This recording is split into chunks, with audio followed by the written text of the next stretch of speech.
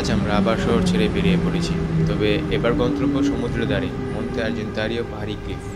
Rome থেকে train এবং বাসে করে পৌঁছলাম পোর্তো সান্তি স্তেফানোতে। সেখান থেকে 15 কিলোমিটার পাহাড়ি পথ পেরিয়ে আমাদের গন্তব্য তোরে দি কাপো দি ওমোতে।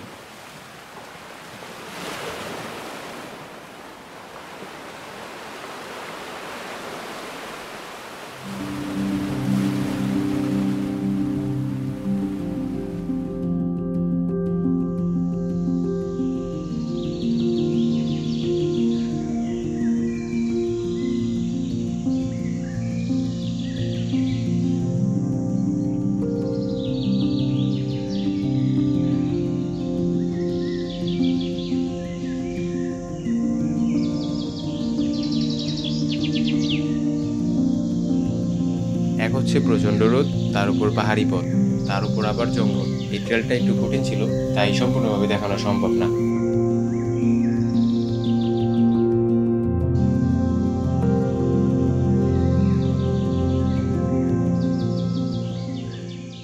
আজকে আমাদের নতুন হাইকে আমরা আসছি তোরে দি কাপো দি ওমোতে। তো এই জায়গাটা খুবই রিমোট একটা জায়গা। তো দেখা যায় দুইটা পাহাড়ের শেষের দিকে, আর দুইটা পাহাড়ি প্রায় একটা দ্বীপের মতো।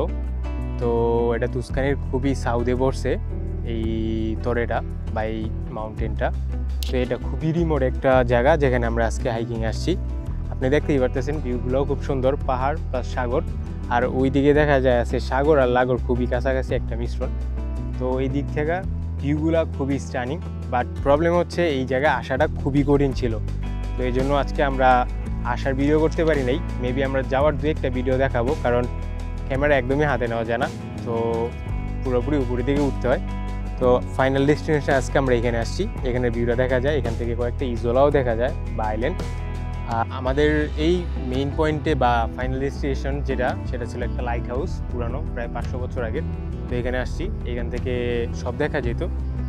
তো এইখানে আসতে হইলে ওই দেখতেছেন পাহাড়টা, ওই পাহাড় হয়ে আসতে হয়। ওই পাহাড়ের ওই সাইডে আরও দুইটা পাহাড় আছে, তারপরে একটা পোর্ট আছে। তো বাস ওই পোর্টে আসে, তারপর দুই পাহাড় পার করে এই পাহাড়ের মাধ্যমে আমাদের এখানে আসতে হয়। তো দেখতেই দেখা যায় ওই পাহাড়ের মাঝখান দিয়ে কাটা হয়েছে রাস্তা। উপরে একটা রাস্তা, নিচে আরেকটা রাস্তা। আমরা আসার সময় নিচের রাস্তা দিয়ে আসছি। তো নিচের থেকে উপরে উঠতে হয়েছে, এটা এইরকম আরও 10-12টা উপর নিচ করতে হয়েছে, তারপর ফাইনাল ডেস্টিনেশন আসছি। যাওয়ার সময় আমরা চেষ্টা করবো ওই উপরের যে কাটা রাস্তাটা দেখা যেতেছে আলোকিত, ওই রাস্তা দিয়ে যাব। তো মেবি ওইখান থেকে এইখানের ভিউটা দেখানোর চেষ্টা করবো যে কীরকম হয়। যে এই লাইট হাউসটা 500 বছর আগে বানানো, যা পাইরেটদের থেকে বাঁচানোর জন্য বানানো হয়েছিল। তো আমরা এর পরবর্তী ভিডিও ওইখান থেকে চেষ্টা করবো দেখানোর যে ওইখান থেকে এই ভিউটা কীরকম আসে, তাহলে বুঝতে পারবেন যে আসলে কীরকম ডেঞ্জারাস অবস্থা।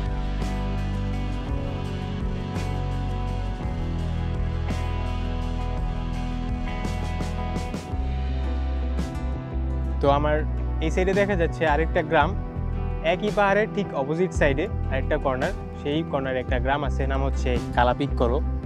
হ্যাঁ, এই দেশের কালা মানে আমার মতো কালা না, অন্য কালা। যাই হোক, পিক্কলো মানে ছোট একটা গ্রাম। তো এখানে ঠিক সোজাসুজি নিচে একটা গ্রাত্য আছে। গ্রাত্য মানে একটা গুহা, যা সাগরের পানি আর পাহাড়ের মিঠা পানি মানে একসাথে মিশ্রিত হয়, যেটাকে গ্রাত্য বলে। তো সেই সুন্দর একটা ভিউ, এটা খুবই পপুলার একটা জায়গা কালাপিক্কলো।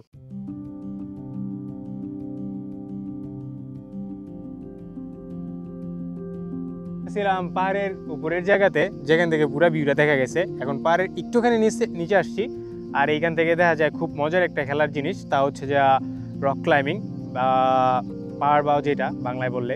তো উপর থেকে রশি দিয়ে নিচে যাওয়া, নিচে থেকে আস্তে আস্তে আবার উপরে আসা। এটা খুবই ডেঞ্জারাস একটা খেলা।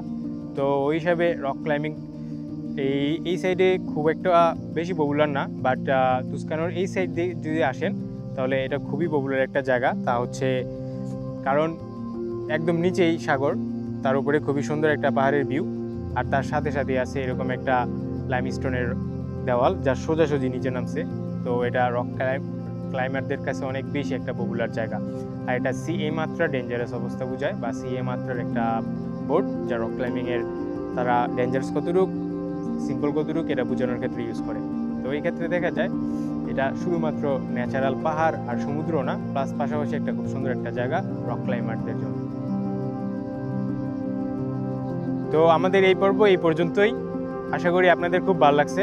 তো আমি ছিলাম জুম্মান এই পর্বে, আর ক্যামেরায় ছিল আমার কাজিন আসিফ। তার আজকে জন্মদিন, সবাই শুভকামনা দিবেন ছেলে যেন বড় হয়। যাই হোক, আমাদের এই হাইকটা খুব একটা কঠিন ছিল, এই জন্য আমরা সব ভিডিও দেখাতে পারি নাই, কিন্তু আমরা চেষ্টা করছি আমাদের ফাইনাল ডেস্টিনেশনটা দেখানোর, কারণ হাইকে উপর নিচ খুবই কঠিন ছিল। ধন্যবাদ সবাইকে।